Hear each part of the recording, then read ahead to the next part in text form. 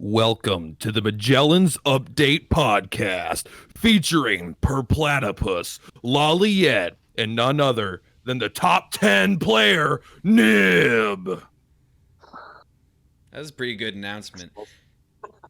It makes up for how bad our name is. I think Magellan's Update was the worst name we could have picked out of the selections that we had for names. Well, I'm sorry that Magellan's my favorite character intact. I do love Magellan. That's the other thing. I just think the words update then podcast it's too much. We could change it. My kid loves Magellan. She keeps asking for the blue guy. She calls him. I love when kids name the new icon characters, because I know Jack's let his kids name his characters too. I think it's a lot of fun. Yeah. All right, so everybody knows who we are, Nibb, but just in case they don't, why don't you go ahead and tell us a little bit about yourself? Yeah, well, so my gacha history, I guess, is most relevant here. I actually started on Raid Shadow Legends, so go ahead and get that out of your system. Kind of a gateway drug, I would say, and then didn't last too long on there. A friend from Raid pulled me over to War of the Visions, Final Fantasy, and I played that for basically the entire time up until the 1-year anniversary, really, which is pretty recent. When did you play Raid? How long ago? Like, I don't know how old Raid Shadow Legends is as a game. I don't know. I was kind of a latecomer. It was only for a couple of months right before War of the Visions came out, so I guess that would have been early last year or late 2019. Okay. So, about when I played a little bit. Yeah. So, and then someone's like, hey, this other Final Fantasy game actually has a storyline. So I was like, okay, let's go over to War of the Visions. And I guess I kind of didn't know how Gumi, which is the developer for that game, was scummy and, I mean, they're not that bad, but I have found Dragon Quest Tact to be a lot more favorable to work-life balance, I would say. So, a little bit about me. I'm Pacific Northwest. Not a native. I'm a native of Midwest. I was a music teacher for several years back in Iowa, and I got a job in the tech industry in sales in Seattle, and that's what brought me up here. Married, got one kid. She's 3 years old, and that's all I'm going to say about myself because I don't want to get doxxed. Hey, we're probably next door neighbors, man. I'm just like not far out of Seattle, so we're in the same neighborhood. We're at what zip code? I am What's your address? What's my my social? Let's say I frequent Tacoma. Okay, yeah, I'm on the south suburb area of Seattle. So I'm not actually in the city of Seattle. I'm kind of out in the boonies. So. Yeah, I'm with you. I used to live in Orteen, Washington, which is about as boonies as the the Seattle area gets. Yeah, I know where that is. Yep. So yeah, there you go. Anything else you want to know? Yeah. How much have you spent? We'll get there. Whoa, he's jumping. I actually, if you guys saw me run off screen, I could still hear everybody, but I had to grab my notes because we're professional around here and we prepare. So I'm skipping ahead a little bit. So another thing that I might actually start to get into Dragon Quest Tact, but I have a couple of videos that I did for War of the Visions soundtrack. I just recorded myself playing it on the piano, and I, music teacher, so I really love the music in Dragon Quest Tact too, especially that home screen. So I might get back into doing that sort of thing. So that's really cool. Actually, have you ever heard of the game Magi Nation? No. So it's a card game, and then it became there's only one video game, but it's like my favorite Game Boy Color game because of nostalgia. It's terrible, don't play it. But it is really cool. Point is, you got cards, you play it, the Game Boy game is cool, but it's got an awesome soundtrack that was actually done by a high school music teacher in like Kent or something, like right around this area. And it's the only video game soundtrack they ever did. And just because you're a music guy, it just kind of reminded me that, it's not uncommon for music teachers to do some kind of projects like that with video games.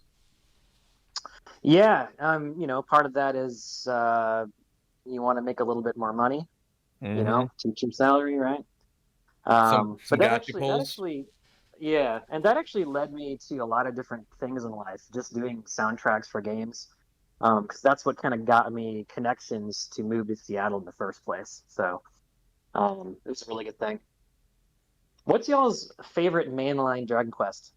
I know you're interviewing me, but You know, we got to answer that. I think it's an important question. Actually, I think it's a question that Laliette asks us at some point. But okay. I'll just say Dragon Quest 11 is my favorite mainline one. I know it might be the most poser. I also like Persona 5 more than 4 or 3, all right? I think that they're improving on things over time, okay? Oh yeah, Yeah. cool answer, Chad. Dragon Quest 8 is my favorite. How about yours, Nib? I'm probably older than you guys, but it goes all the way back to Dragon Quest, or I guess you would call it Dragon Warrior 3. I don't know if it was, I can't remember if it was localized way back then for Dragon Warrior. I believe Quest 8 was the first quest. Okay, yeah, you're right. I mean, I'm So playing I was, oh, sorry, go ahead. oh no, I was like an infant when the first Dragon Warrior was released here, apparently like around 87 or 88, right? Around Yeah. there. So I was born in 87. So I remember my brother playing it when I was a little kid. I got to watch him play. And then the first one I got to play was Dragon Warrior 2. And I had no freaking idea what the hell I was doing. Um, Even now, it's one of like the hardest role-playing games that you can play. Like you have to do so much grinding to get through that game. But 3, I was finally old enough to like really understand it. And it's that character class system was really awesome because you can like name your guys and make your own party and stuff like that. So that's kind of what I latched to. So Like, I'm currently playing Dragon Quest 3 right now for the first time on my YouTube channel, a blind playthrough of it. And I just finished Dragon Quest 1. Basically, I'm just lining up with the events that TAC does. But I have loved Dragon Quest 3 so far. It's been a phenomenal game. It holds up very, very well. Yeah, it does. You can play it today. It's crazy. I did play Dragon Quest 3 when I was a kid, but I wasn't smart enough to beat it. Like I probably played like 10 hours or so and then I got bored. It's a tough game if for a kid for sure. There's no doubt about that. It's not very straightforward. You have to kind of figure out what to do.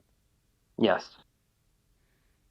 I still think it's amazing that I beat Pokemon at 6 years old, like Pokemon Red, or maybe 7, whatever, and then Dragon Quest compared to Pokemon was just so hard. I had no idea where I was supposed to go, what I was supposed to do. I don't know. Man, the first Pokemon, I remember having like a level 87 Charizard, and I refused. And every one of the Elite Four, I'm just like flamethrower. I don't care if they're water. I didn't care what they were. I was only going to use Charizard, and I was only going to use my 2 favorite moves. And I did beat it with that, but unfortunately, you could still beat Pokemon that way. But it was fun when I was a kid.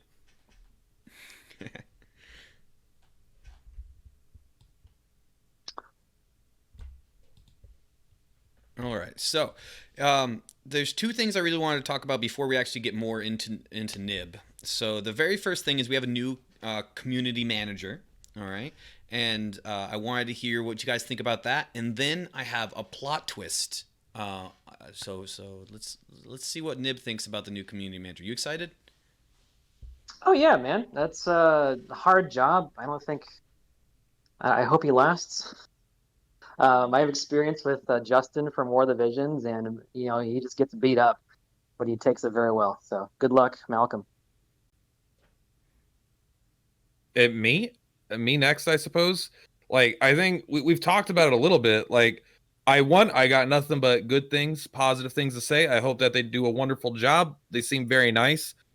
But there's a part of me that I'm like, I don't know if they're real or not. I don't know if they're really the community manager or if it was just someone on Reddit made a post and now they just got on Discord and they like, I part of me just doesn't trust them yet until like right now. I don't feel like we've gotten any super relevant information that we didn't already know ourselves. So I haven't seen the proof, other than a username that they made. That's the but plot I'm not twist saying that I was going to bring up, but Platt always has to one up me every time. All right, so the good news is because of Platt, and he gave me this, I was like, all right, I'm gonna make a video about this. We're gonna cover how there's no real concrete proof that he's the thing. I recorded my little 10-minute video, whatever. Then as soon as I do that, Ray's kind of calls him out a little bit and says like, "Oh, do you happen to know, Glacy?" And he's like, "I don't know off the top of my head." And he's like, "Oh, wait, do you mean, Glacy from this, right?" And I'm not going to get the acronym right, but from Square Enix, right? Square Enix _ Gracie. And he's like, "Yeah, I know her." And then within an hour, she shows up and like comes in the chat and just starts chatting with everybody. But I was not sold because Platt had gotten me on his conspiracy bandwagon. So I'm like, no, the plot thickens. He's now created a fake Glacy account and brought her in, and he's on 2 phones and he's freaking doing this, right? And then I'm like, wait a second. I should actually look into Glacy because I didn't even know what game she was from. And she did like a Kingdom Hearts game, and she did Dissidia, or I think she still does Dissidia. So either way, I look up into, she used to have a Twitter before they merged all the Twitters for all the community managers together. And then that was linked to a Reddit account. And then that Reddit account, probably at this point, about an hour and a half ago, commented on the Reddit post that the gentleman, what's his name? Malcolm. Yep. That Malcolm made, saying congratulations Malcolm or whatever. So her doing that and then showing up in the chat, right, on her Twitch account, in my opinion, validated the fact that it is the real Malcolm or whatever. But Perp, do you have a tinfoil hat handy? You might need it. That's what I said. When I brought it to Lalia, it's like, hey, this is a little bit tinfoil hatty, and I'm not saying this is what I believe, but I'm saying that the potential is there. And the very first Reddit post, Chase came up to me in Discord. He's like, "This person's bullshit. There's no way they're the real." And I was like, "Oh my god, you might be right. You might be right. They may be full of crap. They're nice enough, but like their post was just like, I'm not trying to diss anyone, but I'm saying their post was just slightly removed enough from what a normal player like us would say or talk about. It felt a little fan servicey, and it felt like a little corporate-y. So it felt like a pretty legitimate message. So that's what made me think, it was like, no, I don't think that they're fake. But I don't know. I'm always like, until I see like just post something on the Dragon Quest Tac Twitter. Why wouldn't the game announce that they have a community manager? And I asked, hey, do you have a Twitter we could follow for the community manager so we can, maybe follow the updates or anything you say? They're like, yeah, follow the official Dragon Quest Tac Twitter channel. And I'm like, but they're not gonna. It's weird. I don't know. I'm just saying that it's a little weird, but also they've been doing the job of assuming that they're real for like a day. It's not like it's I expect them to have everything all figured out yet. And they're probably doing a community manager for like 5 games or something, Maybe that's who's in the mysterious ice cream truck across the street. It's still parked right there. They're on to me. Nibb, you've gotta sell them that I'm the real deal. If I see a little red dot on my forehead, I don't know. I believe you, Malcolm. You're real. Don't kill me. Turns out it was your wife the whole time. I wouldn't blame her. Right. So I am convinced that he is real, or that he has fooled the real Gracie, one or the other. Because I think I have corroborated whatever. I did something. I proved that Gracie's real. Although I didn't prove that the Discord account is connected to those other 2 accounts, but at least I know those 2 accounts are connected. So I will still release that video just as a joke for anybody who watches the podcast, and they'll be able to get a laugh out of me trying to show how he's not really the real Square Enix Malcolm. And I just want some definitive proof, not from another internet, thing. I want just like the Dragon Quest Tact to say, hey, everyone, welcome Malcolm, our community manager, to their role. You could follow them here, or they'll be using this account. Like, it's just a combination of not having contact other than Reddit, which is kind of weird, I think, and not having a good. They haven't like given us anything that's like we don't already know or isn't already openly available, right? There's been nothing that I'm like, oh, the community manager has insight to this that we don't. We ask there's been a few people asking this question. They're like, I'll push for it. I'll talk to the devs about it. Or I'll say, I'll ask them about this, but nothing's actually been given back. So I'm saying I believe this person, but for a conspiracy theory, there's enough basis to support it, I think. Malcolm, show your face. Save us. Show us the document that says that you work for them. Take a picture at the office. I don't know, but yeah. So I do think it's the real Malcolm. It would be cool if you would show some proof or whatever, just to deal with the haters. Surprisingly, you wouldn't think that the person questioning would be Platt, right? He's like the last person who really stirs up any drama or controversy or anything. So. I'm just, anytime someone tells me something is true, in the back of my mind, I'm like, yeah, but how do you know? I'm an inherent skeptic anytime someone tells me something. Yeah, he's a flat earther. Good way to be. I'm just saying, have you ever, seen any real pictures of space? They're all edited, man. No. I'm not a flat earther. I don't want to even go into that rabbit hole. Good. I did do the well experiment in college because flat earthing was too popular. We actually literally had to do like a little. Is that like you put a string down a well and it hits the thing? I don't know what the well experiment is. Oh, it's just about like the angle of the sun, and it takes like 5 hours to do. So you draw you draw a line on the inside of the well where with chalk where the sunlight hits, right, where it overcomes the well, and then it goes up and over, and then when it's at what you would, depending on where you are, a certain number of hours later, it should be the exact opposite angle. Right? So then okay. if the angles end up checking out, then you can do the math to check that you were on an oblique thing instead of you can flat. also do the globe and the string. Very simple. Why do airplanes fly in an arc instead of like Seattle to Tokyo goes over Alaska instead of straight across the Pacific? So just take a globe, take a piece of string, and tie it from Tokyo to Seattle. And what's the shortest distance? It's over Alaska. And if you draw a line across the North Pacific, it actually makes the plane take a longer distance. So sorry, the world is not flat. I'm not a flat earther. All I'm saying is that sounds like a lot of science mumbo jumbo to me. Yeah, I sadly only took bio like 206 or whatever, the second class, so that's as far as I can really go. I don't want anyone to actually think I'm not a flat earther. I don't want false information out there. All right. Speaking of you false and information, Malcolm can go up in space together and kill two conspiracies in one.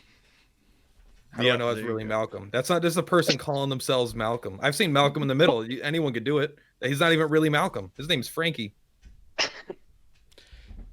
Good point. All right. So the second thing I wanted to talk about was roles in the community. All right. And content creation, where it sits within this. And you guys know I spend way too much of my time talking about the meta-analysis of the community and stuff like that. So we had a new content creator come out of the woodwork today, and his name is The Bell Guy. So if you guys all want to go check out The Bell Guy, I'll put I think I was literally his first subscriber. So and I know that Platt didn't subscribe because he commented and there was still only one subscriber. So that means that I was still the only subscriber. I subscribed after I commented. I don't know how long after, but all right. So either way, go check out his video.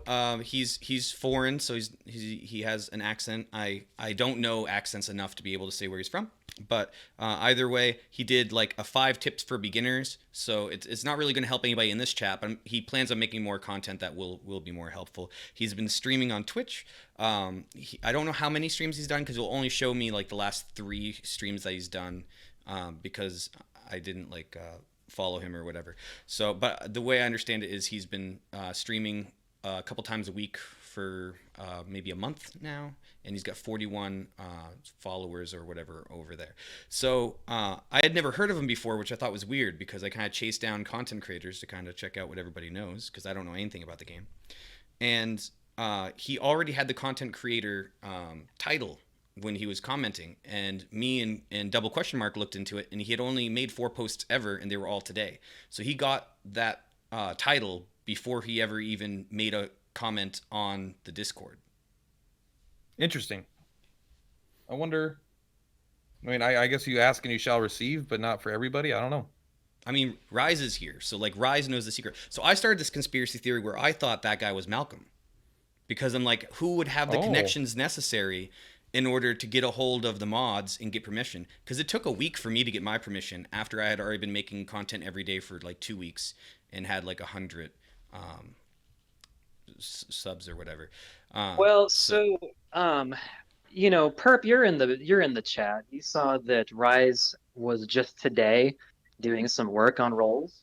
Yes. I mean, let's let him tell the community stuff, so I don't want to really say stuff here, but I think maybe roles have not been on the forefront of anyone's mind for a while.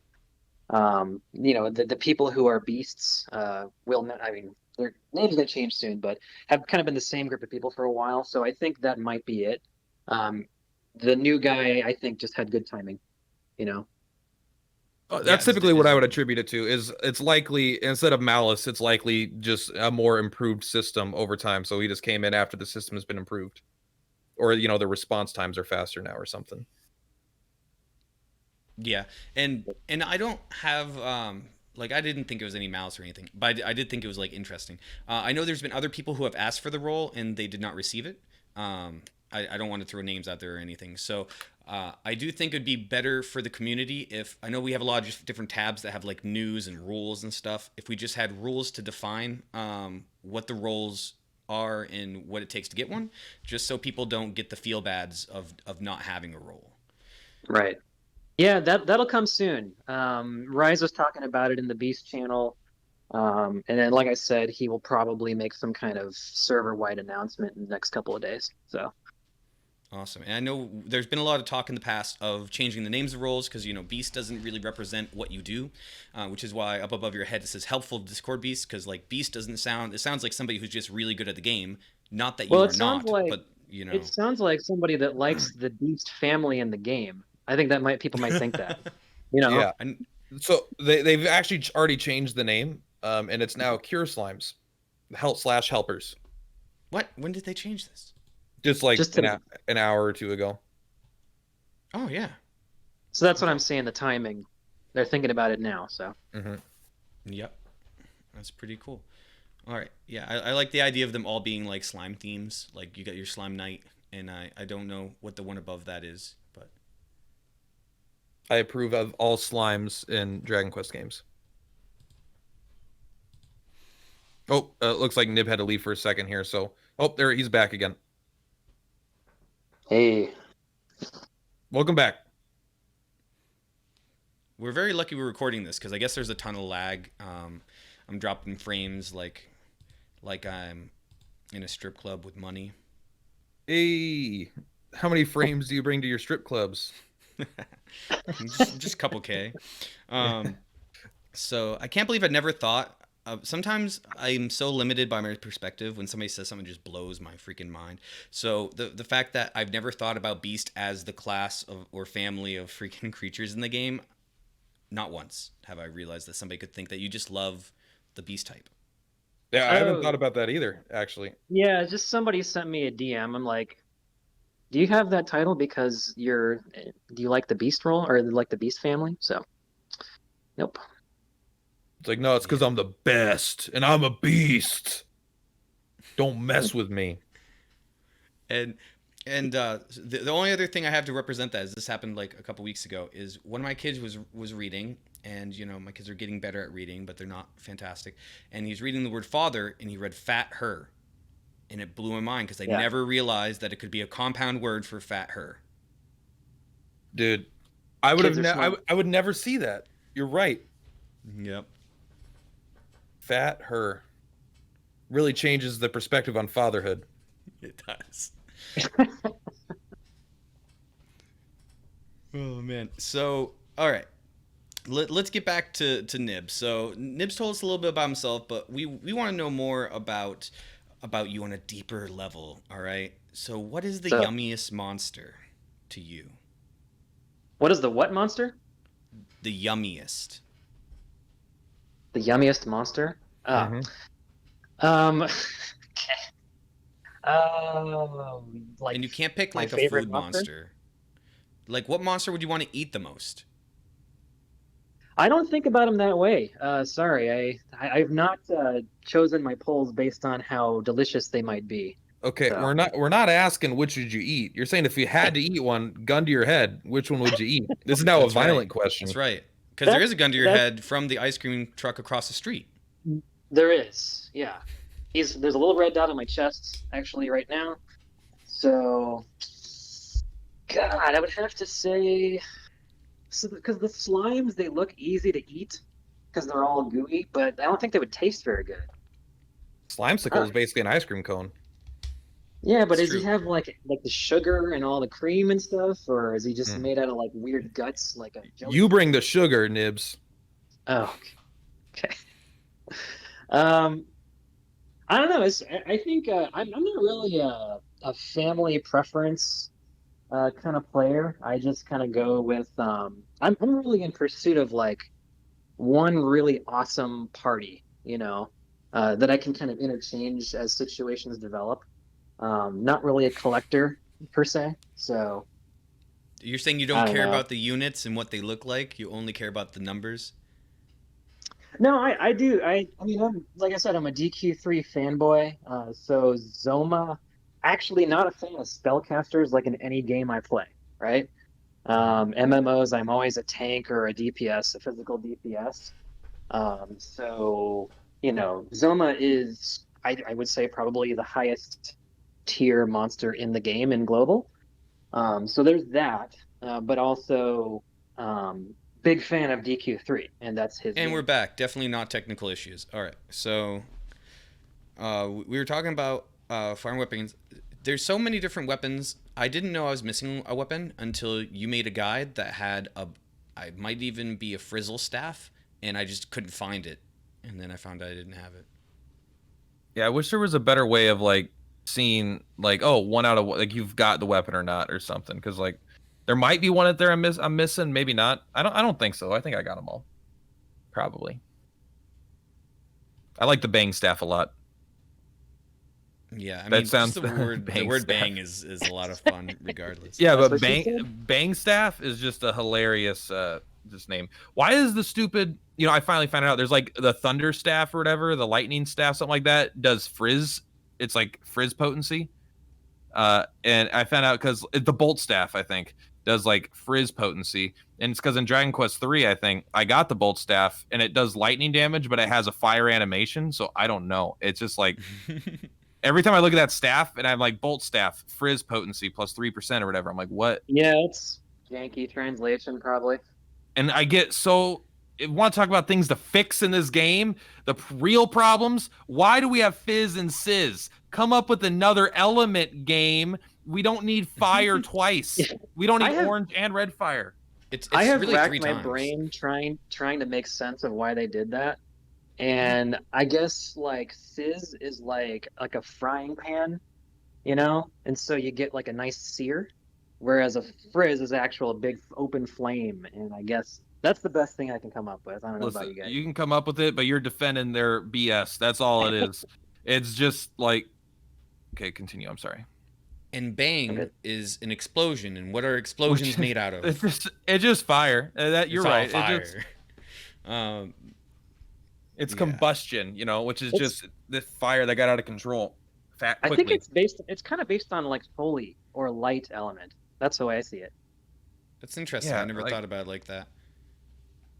I don't know. I just wish that I kind of wish they did have. I think it's really because they have like a bunch of fire creatures because there's only fire magic in like the first 3 Dragon Quests. Really. I mean, there's like a little bit of ice, but there's not as many elements as there are later. And they're like, we have all these monsters that only know fire, so let's just split them into 2 different things. There's I don't know. It just made it easier, I guess, but Yeah, it you're looked right. I dumb. think there's so many fire-ish themed monsters. Yeah, you're right that they would have ended up with way too many frizz. So they Dragon. had to I mean, kind of dig it up. yeah. I mean, it wasn't called Dragon Quest back then, right? But still, dragons in the name. There's gonna be a lot of dragons. Orange, Fire red breath. fire. It's different. But I'm glad that they went with bang instead of light because you wouldn't be able to make jokes like, I can't wait to give my queen slime my bang staff. Yeah, or just like, oh yeah, wait, they're weak to crack and getting banged. Yeah. Things the perp has actually said in his alone time at night. Yes. Yeah. Hey, girl, you want to see my bang staff? I've Hey been girl, you re-rolling look it for like hours. you look like you're super weak to bang. All right, so now that we're talking about farming story, which we did at some point, what would be the top 3 monsters? Like if somebody in my case, where I've literally never farmed story, I think I need like 3 more king slimes, and then I'll have my king slimes done, and I'll move on to story. So what's your recommendation for like the first few monsters to farm that you think are the most effective, and what reason are they? All right, we'll go with Nibb because he's the expert here. So I don't know about that, guys. So just the ones from story, you saying? Yeah, so if I'm going to story, like I have my events done, I have everything else done, I just want to farm some story. I know the correct answer, but I want to hear what Nibb thinks. Yeah, let me go. Let me look at my list here. Where the hell is it?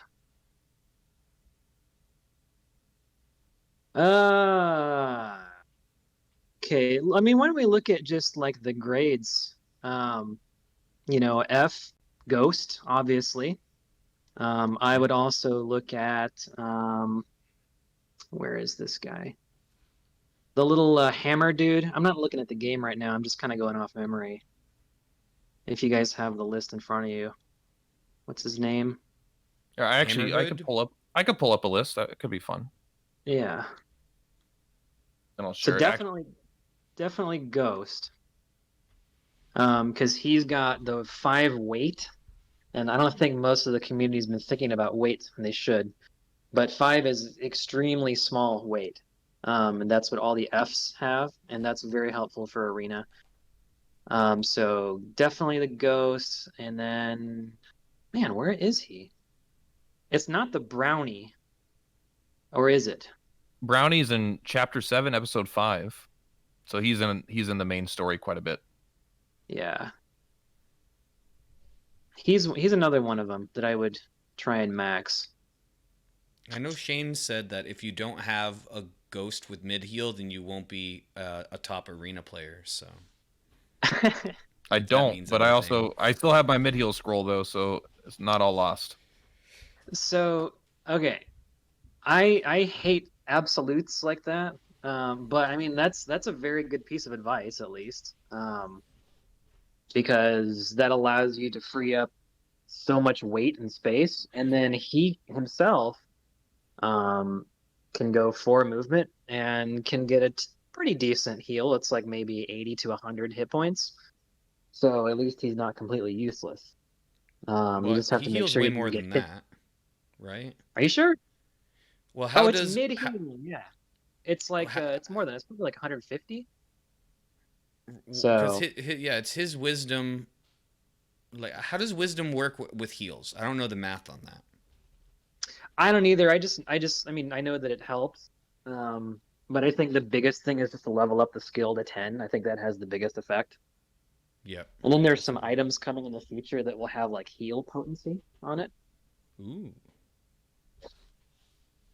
So, to go back to the farming question about story, my personal recommendation is to farm Mucifer to at least awaken 1, just to get him a little bit more stats, wisdom, and that first awakening skill. I don't even remember what the first awakening skill is, but I don't say awaken Mucifer to 5 right away. That's just too much of a stamina drain. But getting the Mucifer up to awaken 1 is only 2 of them, and that's pretty good.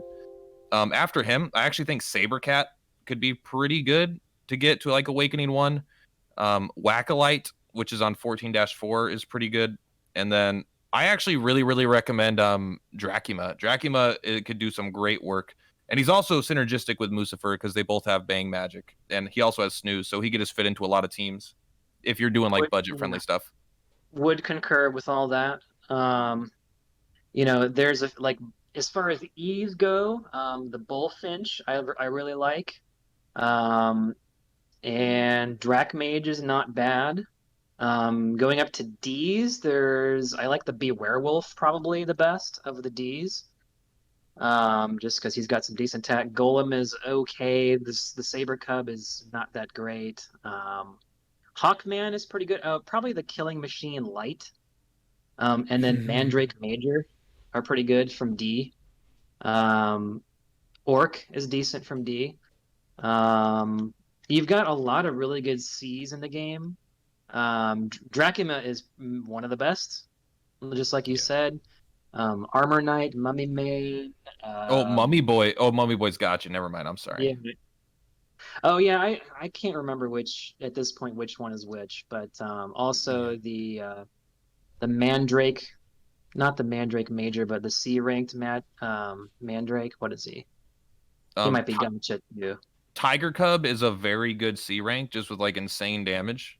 Obviously pretty fragile, but and if you're going up against demons, they could actually do the 999 damage challenge as well. So with a couple cheers or something.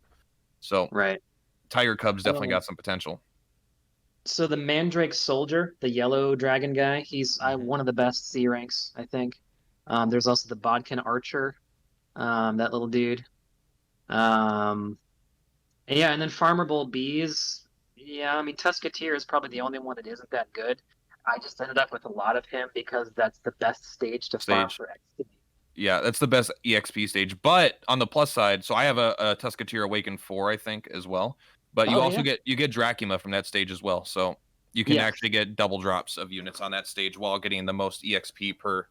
Like, I don't typically recommend using stamina for EXP unless you're trying to be a top player. But like, I'm trying to level up a lot of units right now for like content just for the future. So I will farm some stages like that. But I'm farming Mucifer, which is pretty good EXP too. Yeah. Mucifer, Beleth, and with the Tiger, Saber Cat. Really, really good to farm. Of course, they're extremely low, so if you have the patience for it. I don't recommend farming any of those, to be honest, because I think they're likely, maybe not Mucifer, but all the bees are likely to end up being farmables in an event someday. So I will hold out and hope that the 1.6% turns into 30 like it did with Skelegon. Yeah, so I'm sure, like Dragon Quest V event, there's no way they're not going to have a Saber Cat event, right? Or something like some sort of drop rate at 30%. Metaslime's pretty good, but we kind of missed the farmable event for him, so I don't mind recommending people do that one. It's still low if you didn't get it, but I think Metaslime has like a mid-heal and Knuckle Sandwich, and I know Knuckle Sandwich isn't good, but like I said, it is, he gets up to level 80, he can actually do like 100, 200 damage in a pinch as a healer, and Hades Condor can't do that without a scroll. So there is some fights. If you give him a B rank spell, he does pretty well. Yeah, and he actually has like a lot of MP too. Like I haven't had any MP issues unless it's like a 10-turn fight or something like that where he has to heal every turn.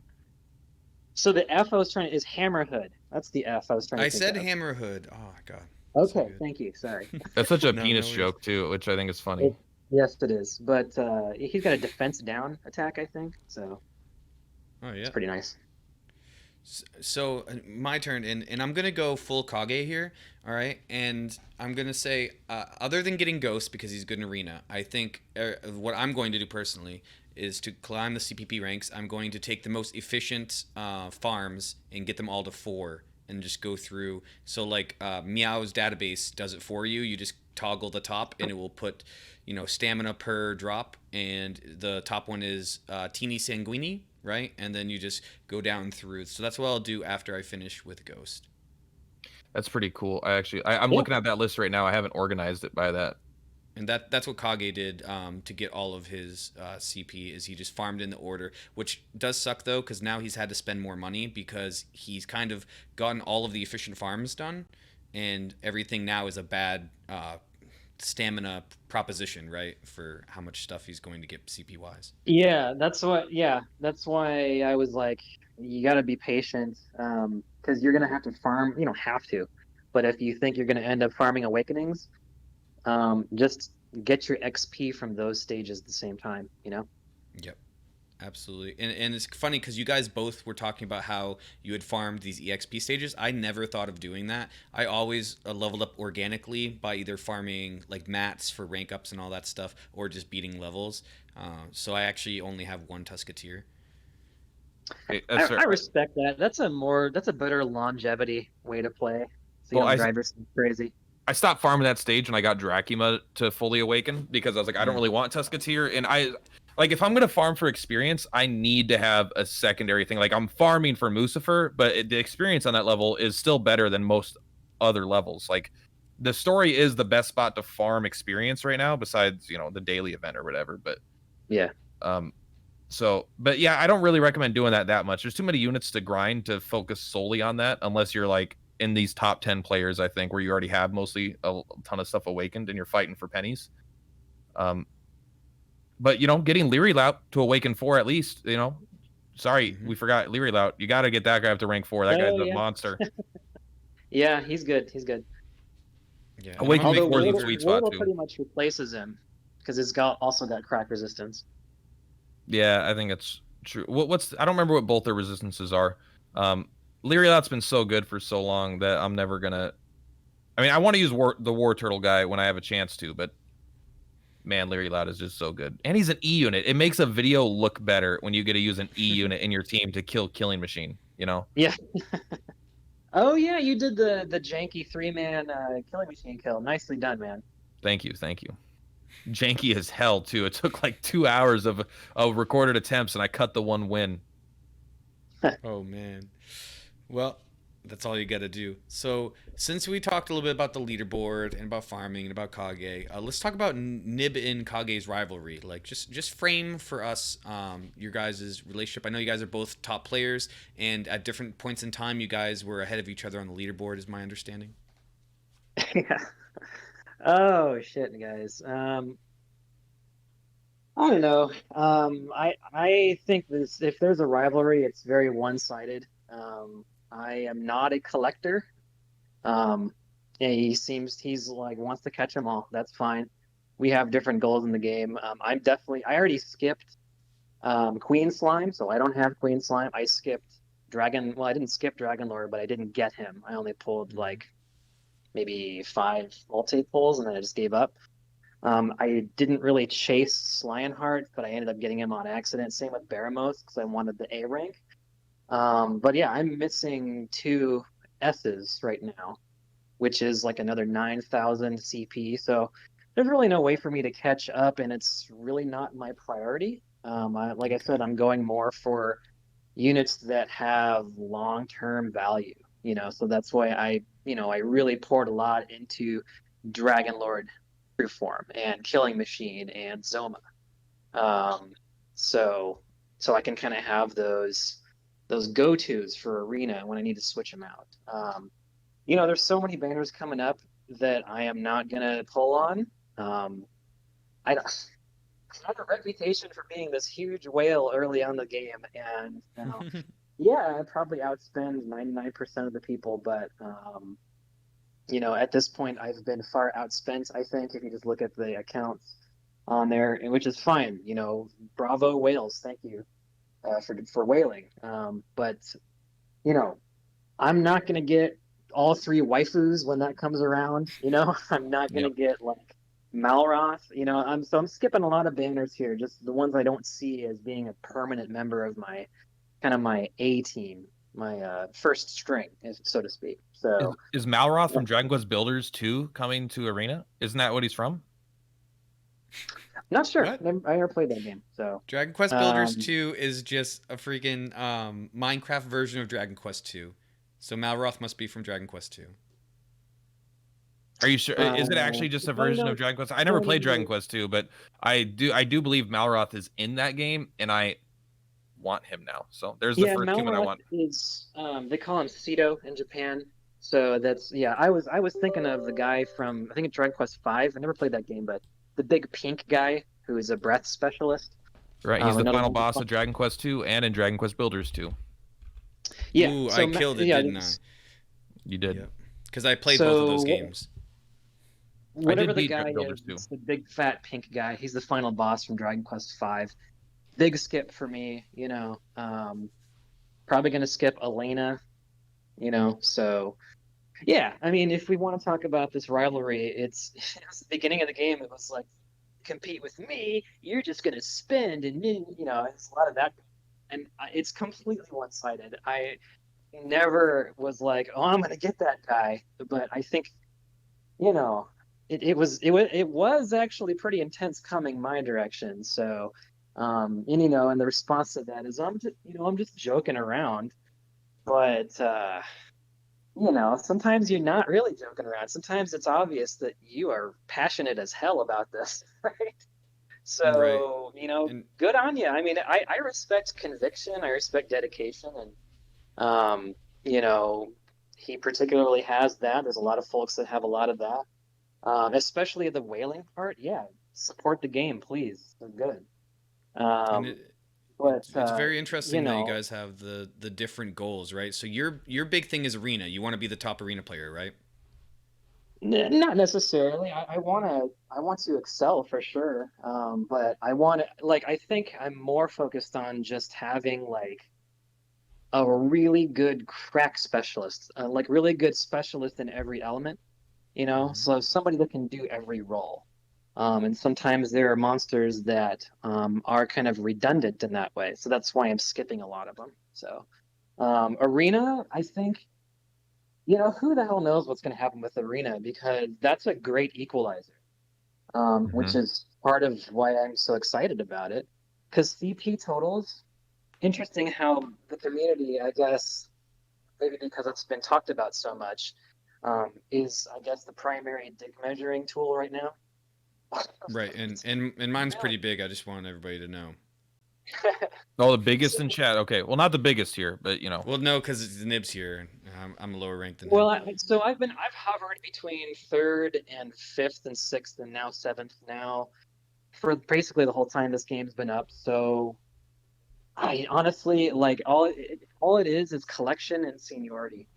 And then of Hmm. course there's within that there's awakenings and stuff that you can get, but you can't really move the needle on that very much. It's set in stone unless somebody quits and then they just stay at their CP forever. But um, so I don't put a lot of stock in total CP. Obviously, this my supposedly rival does. Who I don't even consider a rival, very much does, which is fine. That's your goal. Um, if I fall, I'm pretty sure I will fall off the top 20 eventually. Because if you look at it, there's a lot of Korean and Chinese players right below me that are just cranking. Like they are wailing out like crazy. They have Max Awaken and all their S's. And so I don't think I'm going to maintain, especially since I'm definitely skipping a lot of future banners. So, um, anyway, Arena, the great equalizer. So you're going to see a lot of low spenders who are going to kick ass at Arena. And that's what's so exciting about that. You're going to see these budget teams of like C and B and A units that, you don't even know why they work so well, but that person does. And they kick your ass, And meanwhile, you're rocking all these triple question mark and hero characters, right? And you still lose.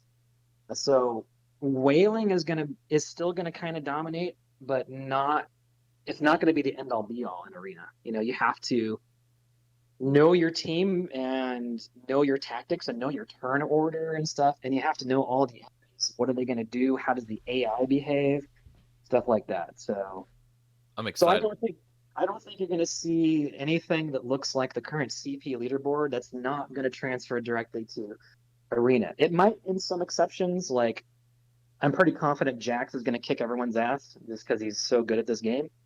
But other than that, I don't really see transfers happening to arena domination. So maybe it'll be close, but you're not going to just automatically win because you have the most CP. Yeah, I don't know if we can talk about Kage's rivalry with just people in general and not bring up like auto clickers, as that's like a soapbox that I know he likes to stand on Uh, anytime someone uses the I need word to say auto something. or It's clicker. very important. I need to interrupt you. In So, case people don't know, Kage is number one. I don't know oh, if you guys didn't know I that. don't think You mean anyone the knew that. best? So he's also the king and he's also the boss and blah blah blah blah blah, right? He's the Lord Um, of Dragon Quest, actually. Yeah. so yeah, Don't so disrespect him. no disrespect to vegans, but it's kind of like if you're number one, they're gonna tell you. Yeah, But no one's ever like, I but didn't know that they were a vegan. Yeah. I had to in get this at case, least in one this number case. one joke in here because he's gonna be here in 2 weeks. All right, so he's gonna be able to get his say. So it's all Oh, good. I get it. I get it. It's fine. Dude, you do you, I do me. It's fine. I have literally no like I have no sense of rivalry with Cage. I call him Cage. I don't have any sense of rivalry.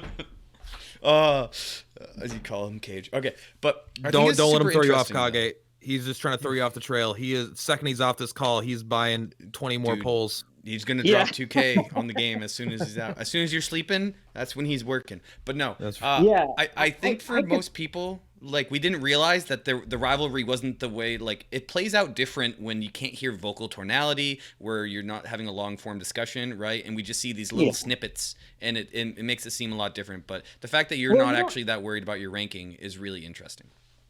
I'm not, and I'm just being realistic because I'm not a collector. So why would I put stock in total account CP, right?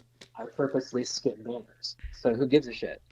Um, so and that's you can play however you want. Who cares? You can't really say that one way is right and the other one is right. But yeah, I mean, with the lack of nonverbals, it doesn't help when it's all internet. And then when somebody is kind of trolly, let's be honest here, pretty darn trolly all the time. It's like, are you really playing a character here, or is this actually who you are? Because I'm leaning toward this is who you are, Cage. I mean, you really really like to be number one. You really like to announce it often. You like to go on, for example, this is the one where I would actually kind of change my tone and say this was really shitty, and I think he knows it, is to go on to the other Discord for stars and gloat that their game was down. Yeah, gonna call you out on that one, man. That was really shit. I think everyone recognized that. But other than that, it's like, yeah, I'm just playing a character here. But to me, it's like, all right, it's like the guy at a party who keeps nudging you because he thinks he's getting one up on you, and you're like, dude, I don't even know who you are or what you're. Yeah, great. So it is what it is. But auto clicking, we skipped over that. So that was, I mean, it wasn't just him. It was kind of a whole big thing early on. I think primarily pushed by him, but I still have yet to do it because I do not want to get my account banned by Square Enix. Now, that is probably a worthless pursuit, a worthless waste of time because I've never heard of that actually happening, but I just don't want to Right. risk it. I've put down over $2,000 in this game, so I don't want to just have that go down the drain. So, Isn't it the um, same level of offense as using BlueStacks though? yeah, it really is, and I have no moral problems with, there's this whole like, oh, I don't auto click. It's like, who gives a shit, dude? Nobody cares, It doesn't make you But I'm a better than other purist. people. It makes me better. It doesn't make you better. It just I means don't. that, I mean, I'm not going to commit to one way or the other, but I probably utilize. I definitely use BlueStacks, so I might as well just say I autoclick, right? It's like the same thing. yeah, I Yeah. mean, technically it is against TOS, and but are you really using a third party to mess with the game? Not really, because you're mostly just using it to mess with your phone. Yeah. Um, Well, and so, it's important. It's not against TOS because they care people autoclick. It's against TOS because it's a side effect of not allowing third-party software, as an overlay to their game. Like, there's not a rule that they're going to ban you if you create a physical object that touches your phone, right? They're not trying to like, they're not, because if they wanted to stop auto-clicking, they could also implement UI changes that things can't click the same spot, right? Like if you have to like start a fight here, but then you have to click something up here to like, all you have to do is two separate button presses, and it'll be way harder for people to set up an auto clicker. But everything they do, medals for battle roads for 0 stamina, having the buttons be at the exact same spot that never change. You only have to click one time to start the whole fight again. Like, everything's set up as if they want you to auto click, that they're not trying to dissuade you from that. But the TOS like hits that as a side effect, I think, of they can't just say, yeah, use third party software in our games, no big deal. So they just put a blanket statement out there to block it all, I think. But that's why they don't go after people. There's an even yeah. easier way, right? You could just there are some apps that do not work when there's an overlay, and they Yeah, could have done exactly. that, right? So they didn't, because I've had other games that I've played where they literally won't allow you to have an overlay. Like, I understand the second they put anything that even slightly dissuades you, they're like, hey, like, obviously if there's any effort, like, you can't use an overlay. I'm not going to be that guy that's like, I found a workaround online, I plug in my phone to a generator and hook it up, and I jailbreak. Like, I'm not going to do that kind of stuff. Or I'm not going to, if you have to set up all these multi-touch things to make it work, like, that's, I'm not against. But like, I mean, I use an auto clicker, but when I'm driving or something, when I don't want to be there looking at my phone like that, or I'm at work and my boss can't see me on my phone or something like that. But like, I don't like use it overnight or anything like that. But it's just one of those things that seems like they don't care. I don't really see why They people shouldn't care. Yeah. As far as auto clickers, right? Third-party software, you have to care. But yes. It's just one of those things where they don't want your life to be the game. Like, if you're somebody who spent $3K on the game, you deserve to take a break now and then. You shouldn't have to, especially like battle roads, right? So my question to you, Nibb, is if you haven't been using an auto clicker, what does your battle roads look like? Did you finish it? Did it take you a lifetime? Like, Yeah, I have a job that I'm on the road a lot. So I'm regional sales. I'm kind of a road rep. So I just have my phone in my driver in my passenger seat, just keep slamming that rematch button. That's all there is. Do you ouch. have it like podcast playing on it, or do you have like a separate device or radio or? What do you mean? I usually just have the radio on in the car stereo. Right, So, so you're a boomer. I understood. I just didn't know. It's like I don't know. Do yeah, people still have radios in vehicles? I don't know. I'm over 30, so that makes me a bit. Oh, cut out for a second there. Yeah, I don't even have a radio in my car, but I also don't have cup holders. My car is very bare bones. The ice cream truck just pulled back after being gone for a while, and then I got disconnected. So, what is going on with this guy? Check your Wi-Fi. If you see FBI surveillance van, you may be Yeah, onto something. yeah. right? If you download It's Wireshark, you can capture their packets. it's actually a flower truck now. It says "Flowers by Irene." So, All right, this with is going. like a This is going Russian. somewhere. FBI on the left there. Anyway, Oh man. So I forgot where we were. But it's auto clicking into stigma. It's so stupid. Who cares? I think it's kind of like a free to play, um, which is like awesome if you're free to play. But if that's like how you think you're better than other people because you free to play, No, same with auto clicking. Oh, I don't auto, so I'm better than you. It's like no, I do no. think there's potential for the argument to change. In my view, the second that there becomes a value of in-game reward for total it already account CP happened. ranking, or some what The in JP gold. it did. The gold. So like I refuse to farm the gold because I think it's immoral to use an auto clicker to get extra gold that other people like just Oh, you're won't right. You're right. do. You're right. So Yeah. So I just did I still did my battle roads until I maxed out all my characters, but that's it. And the gems I got off of those, plus not gems, medals, plus the ones I got from actually farming stuff. That's it. I'm not going to get all 50,000 gold. I should clarify, like that one, it doesn't bother me as much, but I think it's definitely enters that gray area, and it's weird that it's incentivized when it's also against TOS. But I Mm. mean more like leadership. Like if you're in the top 100 on the leaderboard, if they gave rewards for that, then using an auto clicker will give you an unfair advantage over people that don't want to use break TOS. So everyone that wants to be competitive would have to then break TOS to remain competitive. It's to me that becomes then when you have the potential to take something away from someone else instead of just making your own game more fun or more easy. I think that's when the argument could potentially change. But I even think with the extra 50,000 gold potentially is like that's definitely more gray, but it still doesn't really bug me that much. Like I don't care if every other player in the game got a free 50,000 gold drop today, I would be like, cool. I would, it wouldn't bug me. But I also understand. What do you think, Nib? Yeah, that's very fair of you guys. I personally don't think it's worth spending all the stamina and time in your real life getting that 50,000 gold. To be honest with you, I think it's Well, just that's there if you yeah, happen that's to my have point. anything left. Yeah, I mean, but you could put it here's the- on like while you sleep. You know what I mean? On an auto clicker and do that. It's almost by putting it on. If they would have switched it from 9999 to unlimited, it's almost like everyone would not care as much or try to grind it. It's by putting that number, you almost feel more incentivized. Like, oh, maybe they think this is realistic to get if I use an auto clicker the whole time. It feels like Yeah. a definite. It feels like they're asking me to use an auto clicker to get this. It's such a to me it's such a weird thing for the game to present itself because They are, do you think and I it's- don't know like what that they they're incentivizing us for it. Do you think it's an Yeah. actual honeypot? Like they're I trying to hope catch not. you?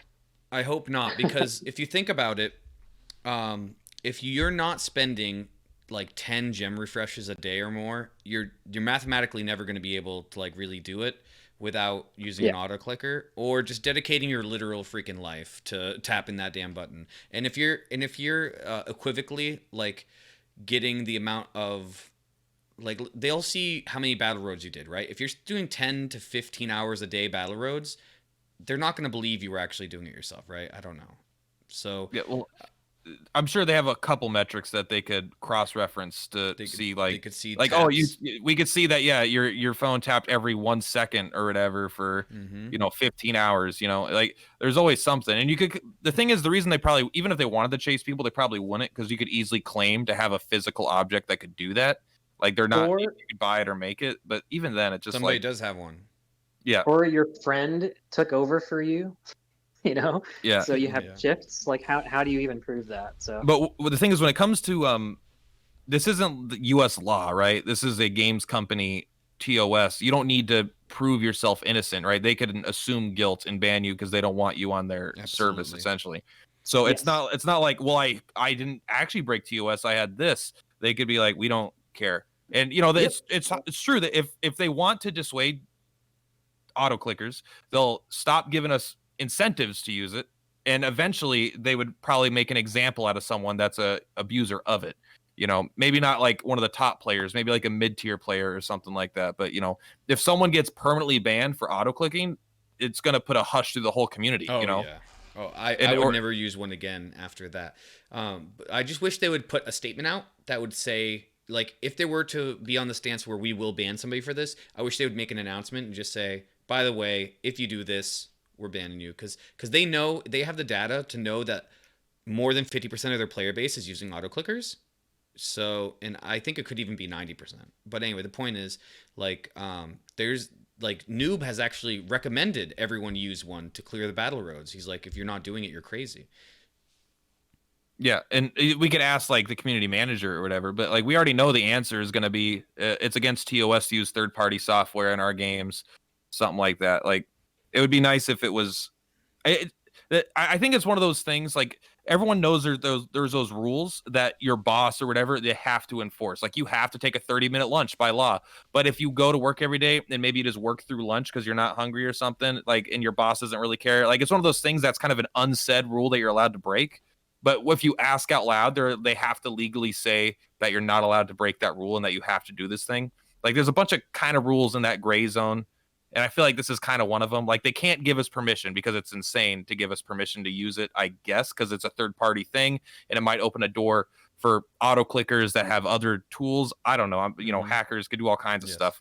But they're, at the same time, they may never go after a person for using it, because in reality, they don't care, and they kind of try to communicate that to us through giving us incentives, such as zero-cost battle roads that can get medals to farm extra gold and things like that. Or they give us a pot. I don't actually think that the fact that they've designed the game to incentivize auto clicking matters, to be honest with you. I know I'm in the minority there. I think what actually matters the most is they don't want to get rid of most of their paying customers, and that's the end all be all. So, right. So if Nibb gets banned, then we know, because he's the guy who's not paying money into the game but is using auto clickers. So when he's gone, that's when we know. It's weird. In a way, they need it even more, right? If you're not spending any money, like, because even unless you're competing for top CP, you might need to use one. But like, if you're a free to play player, you get a lot more value out of that 50,000 gold, I feel like, or something. I don't know. I just feel like as a free-to-play player, you want to use auto-clickers even more because you're not getting all this good stuff, and you could use every advantage you can get. But maybe that's the opposite. Guess I'm a bit of a fanboy here because I think that the reason they put 0 stamina battle roads is to be able to say that that's how this game stands out from other gachas, is you actually get to use your less than top tier units in a stamina free environment. So if you don't approach this game obsessively trying to gain CP, you can have fun playing a gacha for free forever. Just try and beat the battle roads if that's your thing. Yeah, it does feel kind of silly, not silly, but like I can understand them being like, what do you mean there's not enough content? We put 300 hours worth of battle roads for you guys to clear over time, and you only have to beat it one time with these units, and you can level. But for so many people have just gotten through it now with the help of auto clickers, or just again, people just hitting that button all day. We do need more content, I think, but like I could understand them thinking the battle roads would last longer, but they're not dumb. They know exactly how long it would last on average, probably even based off. I bet it lasted even shorter in Japan. Yeah, probably. I mean, to be fair, if you wanted to get all of your leveling up done with the battle roads, right, all of your characters, it's something like 15 to 18 hours per group of 5 characters of tapping the button nonstop. It's a long time, but I mean, you can get it done in a day, I guess. If you just have your phone by you and you have no life it. Right, and you have 2 sets of different units that you have to do this. So you have to do it twice for every battle road. So how many battle roads are there? Well, I mean, there's one for every species, right? Every whatever it's called. Yeah. Class. So there's something.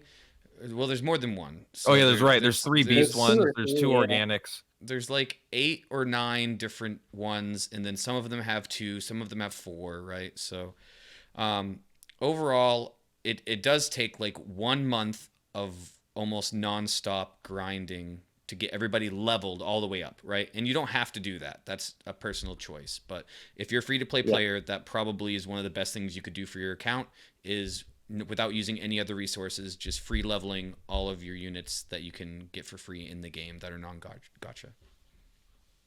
Yeah, for sure. It took me like 3 months, so I'm slower than most people. I just finished Battle Roads like 3 weeks ago, something like that. So like I was way behind. Well, that just says that you weren't like auto clicking in your sleep and stuff that like other people were. Yeah, I didn't even go to it for weeks at a time because like I got the weapons I want and I don't find them that fun right now. But then I was like, all right, I gotta get them done because I do want these weapons and stuff, and the mini metals. I actually did ended up doing it for the mini metals because I wanted the liquid metal slime sword. Mm-hmm. All right, so we went over your goals in Dragon Quest. I think you kind of outlined them really well when we were talking about your rivalry. You also kind of talked about how much you spent in the game. You said over 2K. I think that's about as specific as you're willing to go. So that's really good. We managed to hit everything that I was looking to talk about. Do you have any specific questions, Platt? Why the golem? Well, what's about the golem that you love so much? Well, back up. Yeah, if you want to get precise, it's maybe 2,003 or 400 or so total. I splurged pretty hard on True Form Dragonlord and again on Zoma. And then other than that, it's just been like the occasional refresh for stamina. So, yeah, I think honestly, I'm probably one of the lower spenders in the top 10 at this point. So I know that wasn't the case earlier on. So I still want to pull more Zoma. I'm fighting that urge every day. See, there I go, falling for I'm practically free to play because I spent less than the other top 10, right? Anyway. Yeah, exactly. It's so easy to have that cognitive dissonance. I tried telling my woman, I was like, I only spent $640, and she's like, what are you talking about? Only $640? I was like, no, my buddy spent like 4K. Like, it's a totally different. Yeah, Twitch chat and my YouTube is basically paying for it. It's free money, Yeah, I don't have simps like you guys. I don't have any. Nobody's given me any money. I've made $0 off of all the content I've made. I tried to donate you money, but I couldn't figure out how to do it on YouTube. Yep, and I don't even think the button never even came up. And then even if that button would have been there, the stream ended up crashing because my frame rate is horrible. To be fair, there was a storm a couple days ago that blew out like Southern Maine's internet, and I think it's like throttling my stuff. Damn. Well, it's working good here right now. Discord chat, so that's good. So the golem is there's literally nothing else to it except I somehow ended up the king of inorganic and still am. I think other people just didn't have a maxed killing machine for a while, so that's probably what did it. And so I decided that I would be the golem guy. And I think I was mostly inspired by you, Perp, because you were the slime guy. So I was like, I have to be a guy. Yeah, I'm so out of slimes now. It's so sad, but it's not practical to make the content I make while putting all my resources into farming, shell slime or whatever for all the stamina. Like I need like units that people are going to use. But when the new event came out and the guy at #1 slime is like, yeah, I farmed these 3 slimes up to max awakening, or I can't wait. I'm like, I am a little jealous, but I actually I think chasing slimes was kind of detrimental to my content. Are you going to get Seraphie when she comes around? Because she doesn't look anything like a slime, but she's technically a slime. I don't know. I think that best unit. It depends how good the unit is in arena, assuming we have arena and all that stuff. Because I care about making arena teams and I care about making content, but I can hate that unit. I don't even seen it, but it's not a slime. I don't care if you put the slime tag on it. All right, it's got blood and bones. That's not slime. I don't think she. I think she doesn't have blood and bones. Yeah. I think she's just a goo shaped like a human. That's not what. Okay, is it blue? Show me a picture. How do you spell the name? No. Listen. Have you ever seen? You probably haven't. All right, so there's an anime called I Got Reincarnated as a Slime. All right, and he learns a skill in the series where he can turn his slime body into other creatures and mimic them with like refracted light. And I think that's what she does, is she turns herself into a human-looking creature and with refracted light gives herself color of like skin and all of this stuff. And I don't want to hear your garbage because all of your dead body Night Riders on top of your freaking king slimes and stuff, all right, those are considered a slime as well as the actual unit underneath. They're just fancy hats. But here's the thing. I'm starting to understand the argument. If I look, what's the name? What's the name of this unit again? Seraphie. Seraphie. If I look at Seraphie and I think Ditto from Pokemon. Yes. Ditto is undeniably a slime.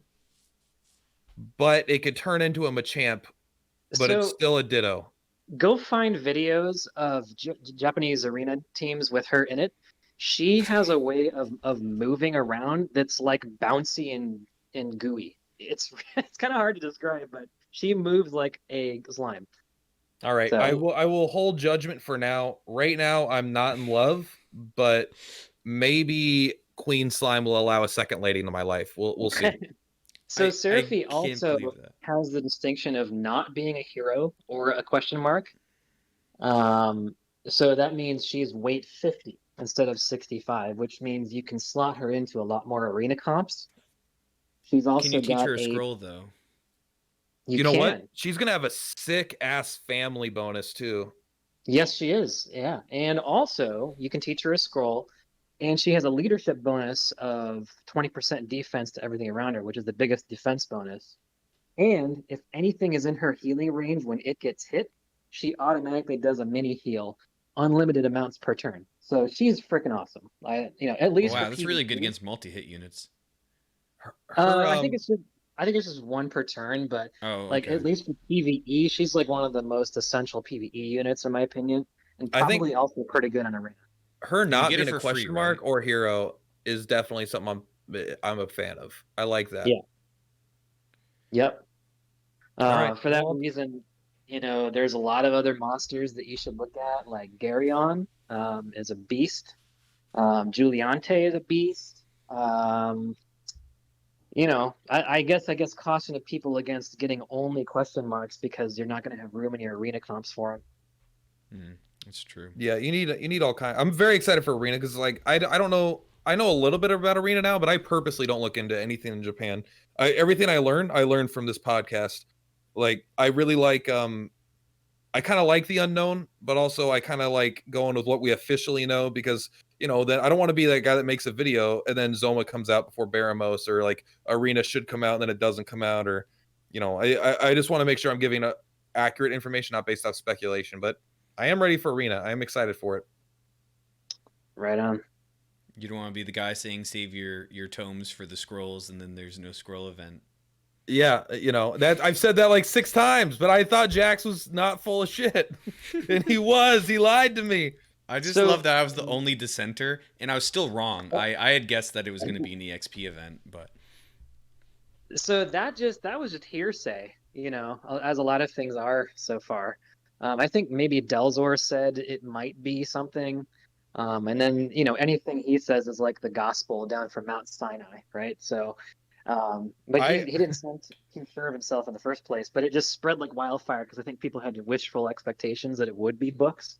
Mm-hmm. So it did make sense because it was the first one, right? Yeah. I just don't.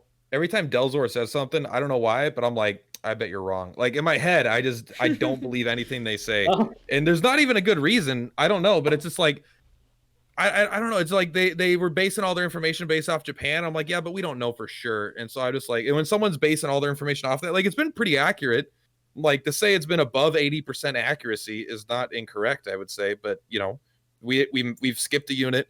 The events have been slightly moved around. There wasn't 3 parts of the slime event. There was only 2 parts or whatever. So like, there's definitely enough different where I don't think treating the Japan timeline as gospel is 100%. That's a good point. The right path. I mean, there's still some things that are kind of indisputable, and especially coming from Delzor.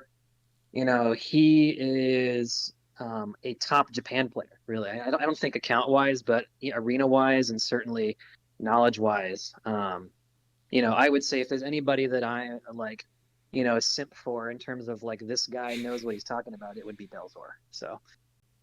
Anyone that says Metal Dragon isn't good is no friend of mine. That's all I'm saying. Metal Dragon will be in my arena comps. You better believe it. Man. I would love to see that. He's immune to poison, so there's that. He's got high defense, and he's gonna be my first level 110. Watch it, it's coming. Nice. Right. Yeah, I love it. They might have a cover scroll someday, which you can put on him because he's got a lot of defense. So there will never be a cover scroll. You don't know. You don't know that. It'd be broken. They would need the game to get much more power crept than it is before they could release it. Someone's gonna put it on normal golem though. It's like he should be able to cover too, and then like something that powerful either needs to be easily accessible or needs to never happen because the discrepancy of power levels between players who use it right and use it wrong would be too high. Oh, you mean like mid heal? Like for players like me that already use theirs? Yeah, I would say mid heal is another great example that if you screw it up, you just can't be competitive. So hey, Law, you should probably re-roll. Yeah. So you only spend 640. I mean, just on your next account, spend 2,000. If you re-roll your account, I think you get to keep what you spent. You just re-roll the free-to-play stuff. Yeah. Do it. That's what I heard. Yeah, very, very nice. Also, don't link your account while you're at it. Well, fellas, I'm going to wrap up here shortly. Yeah. I think the only thing I was going to say about all the Japanese stuff was that we've also all the downtimes, like Japan would have like a week of downtime in between events and stuff, and we've shortened it to like 2 or 3 days, and we skipped stuff. So we're according to the chart that I saw and that Platt resent to me one time that compares Japan's release to our releases, we're 1 month ahead of them. As far as like when we received Zoma or whatever in Baramos, if you count the flipping. So 1 month is a lot in 2 months, right? Yes. So like we're accelerating pretty quickly as far as that goes. Yep. Yeah. The game, I definitely think a slower pace, I think would be kind of unbearable for a lot of people. Because right now we're already in a perpetual state of just grinding shit. Like none of us have things to do besides grind more things. Grinding this unit, grinding this tome, grinding this rank up material, or grinding this unit again. This event came out, time to grind this. And then like, oh, it's that one day of the month. We all get to do an EX fight. That's fun. And then it's all right, now back to grinding this thing, back to grinding that. So like without Arena, it's like we don't have anything to do with all the stuff that we have, you know? And so Yes. if the game was a month further out, like that's why the game just needs arena, really. And then I don't mind if they slow down the pace a little bit, I guess. But it's just like I love the game and having a great time with it. But what are we supposed to be doing besides grinding stuff right now? Yeah, that'll get better soon. But see, I'm gonna get skewered on this one, but I really don't mind if we eventually catch up. I know it's not going to happen, but if we were to catch up to Japan, and then start having, concurrent releases of things, I Well, don't think I would mind it at all because I think it will happen. I think all three of us are on that same page. Me and Laliette definitely think that's the future path based off what we've seen so far. I mean, I don't 2 actually year. think it will happen. There might be some politics involved in the Japanese side that would, frankly, is their more important demographic that they need to worry about. But as far as like, oh, why would you want to lose that advantage of foresight? And I don't Oh, no. care. I want to be surprised. Like, yeah, no, I like it. Yeah. Plus, we're not. We may lose a little bit of foresight in one aspect of not being able to have a for sure list of what's happened, but there's a good chance that the whole community gets like announcements a bit earlier, right? We get stuff like 8 hours before it goes live or 24 hours before it goes live sometimes. And so I don't know what their announcements are like out there. Maybe it's identical, but if it's a little bit further out, then in a way we would actually gain more official news foresight. But yeah, I think Laliette's right. I think right around the 2-year mark is when we'll match up. Maybe it's not going to be like that at all, but we're progressing through the content faster. And obviously they're getting new stuff, but like in a year from now, we might be 6 months ahead of where we were when we started or something like that. Who knows? Yeah, maybe you're right. Going that far out, if we're all still playing this in 2 years, maybe. Yeah, it would take a while for sure. I think it's like a backup plan to combine servers when the game starts to dwindle a little bit, right? You can kind of maybe not combine, but it's like it'll become a way to have to take your fragmented audiences and kind of combine them back into one audience again as things start to dwindle. Well, yeah, just from a project management and development staff point of view, that would be awesome for Square Enix, or gaming, because then they don't have to do,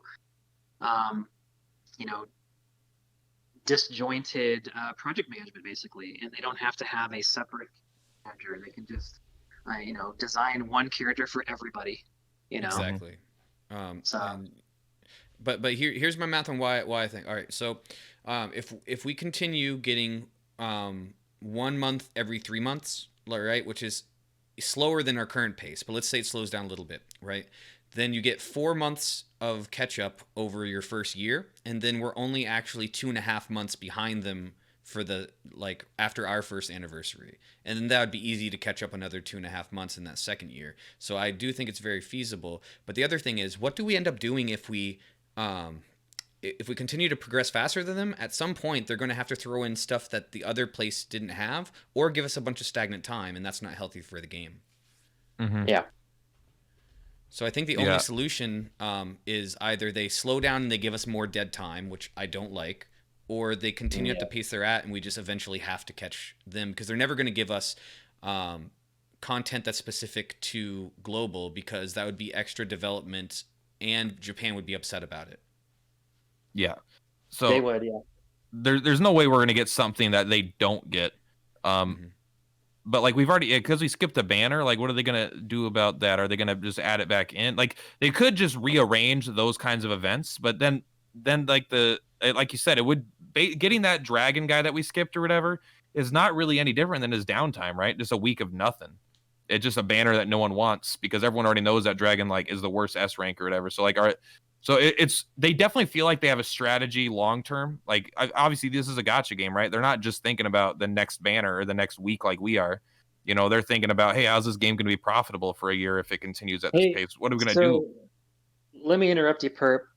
Now that there's that new dragon that came out in Japan, where according to Delzor can do 1,500 damage with his breath attack. Yeah. I think the Red Dragon stock just went up to run a purely Dragon Breath party, because I think they have the same leadership trait, which is basically all Dragon Breath up 20%. So the synergy would be really good. This is exactly what I don't. I do want to catch up with Japan. Like I don't want I don't want to know about that 6 months or 7 months in advance. You know, that's a cool unit that I'm excited for now, and it feels like it's kind of spoiled. But I don't know. Sorry to spoil it for you, but No, I saw the video and stuff. But like I try to avoid Japan chat. So if they have the same leader ability, like you can run 4 other dragons. You can just use the new unit, the big gas guy, as your leader. So why do you need Red Dragon? I think he just has a good breath attack. Well, he would be, you would choose one to be the leader, of course. And I actually think it'd probably be best if it was Dread Dragon, because the new dragon is going to be doing a lot of shunpowing around. He's got that teleport ability, so he might not be within range of your guys. So you would want to probably run a Dread Dragon leader with that new guy, plus Tomahawker, who is the dragon, Civ dragon from free to play S unit. Let's go.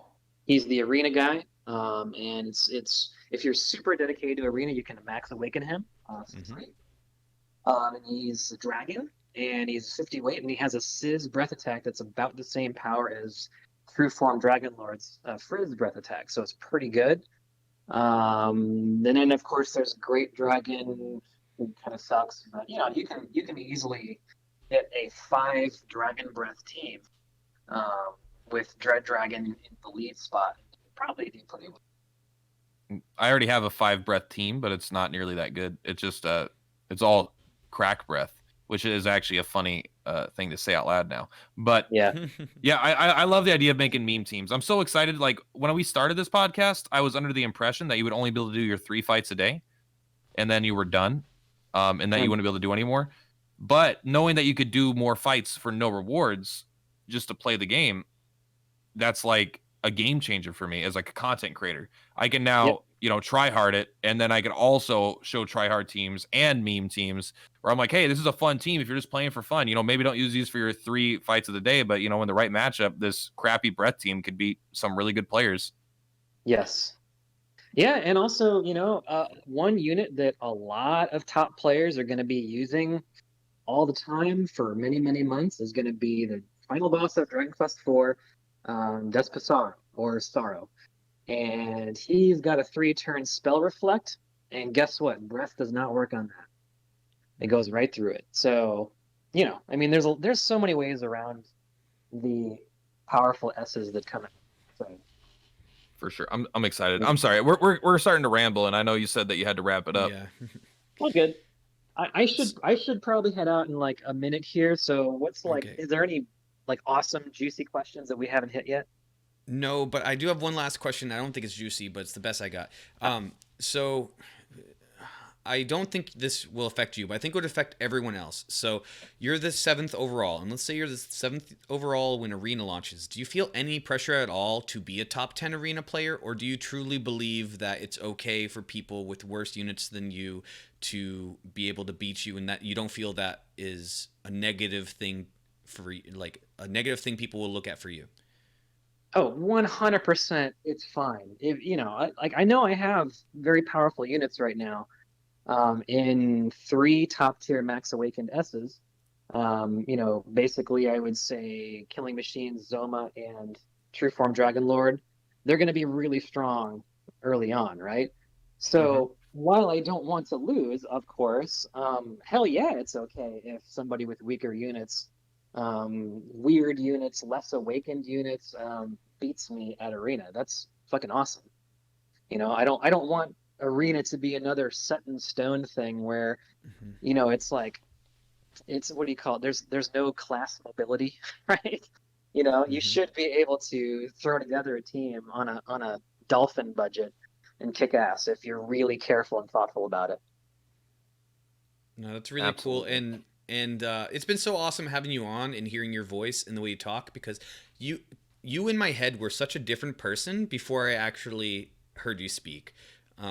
And it just shows how important, like, on things like the internet, because you're such a more like kind, generous, thoughtful, patient person than I had pictured you before. I didn't think you were a bad guy by any means. I thought you were very helpful, but I just thought you were a much more like domineering person. You know what I mean? I don't know. Yeah, I felt like stern or like serious or like, to the point. but that just more comes off in text because you know you don't like type how you talk all the time. Like maybe in a Reddit post where you're trying to be a bit of an author, you might, but when you're just answering questions or whatever, you know, you're just like get the point across. Like I can't tell you, I've had multiple people be like, "Oh, I saw you on Dragon Quest TAC Discord, and then I saw your videos, and I was surprised you spoke English as your native tongue because I just type like a dummy, you know, like I just type like a sloppy, just fat baby with my stupid fingers." So yeah, this kind of stuff. Yeah. I love this podcast. This is so fun to meet everyone. Yeah, it's been fun, guys. Like, well, now you tempted me to stay a little bit. I you know, part of the reason I think that comes off that way is because, okay, I'm technically now a helper. So there's one part where I'm trying to kind of establish myself as credible. I think that you have to do that. Even if you are giving accurate knowledge, you have to, sell it, right? You can't just say that you're the most knowledgeable person. So, and that's one part of this. If you can't tell from this podcast, I really love to give advice and help and all that stuff and talk about the units. And I like to do that on the Discord as well. And so maybe that comes off as I'm the authority on it. And no, I don't feel that way at all. I mean, I would like to think being a day one player and in the stature that I'm at, I'm probably one of the more knowledgeable. I would hope so, but like I said, I don't like absolutes. I don't like it when I love the kid. He's like 17 years old or something, but he's a great kid. I like him. But you don't have to have the F rank ghost with mid heal to do anything in arena. It's not going to kill your experience. So it's useful, yes, but you don't have to re-roll. It's not that set in stone. So I like, for that reason, I like to avoid the you have to do this, or if you do this, you suck. I agree so much. That's why do you think I even care about Metal Dragon? I don't care about that stupid unit. He's mid tier at best, but people are like, he sucks. He's absolutely always bad in every situation. King She Slime is a terrible meme unit. I wanted to talk about King She Slime on here. I wanted to flame you, but I knew that Nibb wouldn't support me. So I'm waiting for Kage to come on and help me flame you about King She Slime. And I just don't like absolutes. When people are say this S unit is always trash. But if someone Big Shark Gaming's a perfect example. He has a fully awakened King She Slime. All right, and he doesn't spend that much money, if anything. I'm you don't I know it's a meme, but you've got a powerful unit here. This is probably your most powerful unit. It's still a max awakened S unit with great wisdom, great HP. And I know the wisdom is not best used on this unit, and there's this bad thing, that bad thing, this bad thing. But this unit is going to do some serious work, and people will just not use it, not level it up because people in the Discord or in the Reddit are LOL King She Slime, That is a good point, though, and I want people to play the game the way they want to play it, for sure. So hey, before I hop off, so I don't want to appear domineering and stern and stubborn. I don't think I've ever come off that way offline to people. I'm in sales. I have to be real congenial all the time. Any piece of advice do I use more smileys and memes and more dick jokes? And what's the secret? This guy could tell you I am actually a domineering person, which is not helpful. So it's tough because you gotta lie sometimes. You gotta just tell an untruth and then walk it back. So people, you're just silly a little bit.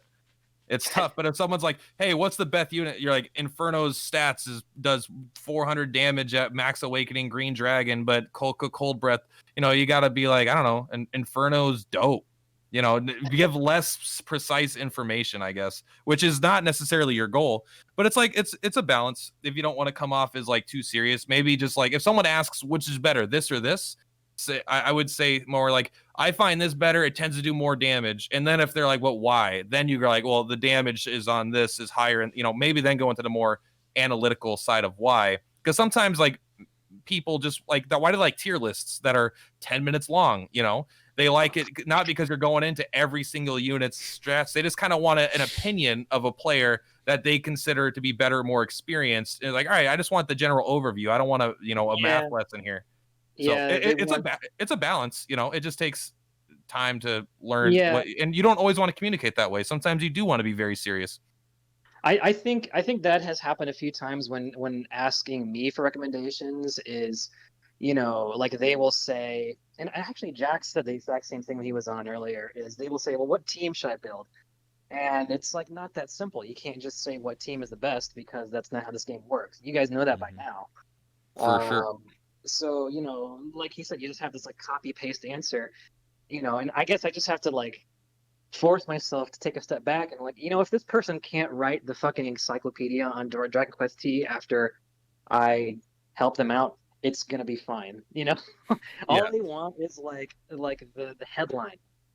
So It's like they want you to look at their S ranks and their A ranks and be like, hey, these 5 units are pretty good. Maybe, Yeah. but they don't work well together. So maybe pick out these 3 and maybe find these 2 units if you can. Like just basic stuff. Like I've started doing on my YouTube channel once a week. Like I'm gonna pick someone and they're gonna send me some screenshots of like their, whatever their box is or whatever, and I'm just gonna go like, all right, here's how I recommend progressing through the content. You've got, because some people have like, they had like a awakened like Dragon Lord true form, but at like 1, they're like, I don't know, I just didn't, like, they don't watch content besides my content because they're not on the Reddit or whatever, and they just don't know that it's like really good, and I don't talk about it because it's not free to play content. And so I'm just like, there are still those people out there that could just use that general basic information. I said, duh, everyone knows Zoma's good in my unit review, and there were people that are like, is Zoma actually that good? I didn't know that, so Yeah. that's like, you got to remember that the audience, 5 million downloads, maybe 1 million here. We've got 1,000 people in the Discord or whatever, right? Like there's a huge amount of audience that don't go the extra mile for Reddit or for Discord. And so we're going to get, part of being a content creator is getting redundant questions that are very easily answerable, and just finding a way to communicate to people that want the answer, but not really care about the deep answer behind it. Sometimes you're just going to give a man a fish. You're not going to teach him how to fish, and when you're a content creator, you can't treat every single person as if it's someone you need to teach how to fish, is basically the way I'd say it. Right so yes, well, Nibb, use smiley faces more, and I don't think you did anything wrong. Like I said, I still thought you were a really nice guy. I just thought you were like a professor, and I don't know how else to put it, but no, it was great to have you on, man. We really appreciate your time. Thank you so much. Yeah, thanks guys. Have fun. Peace.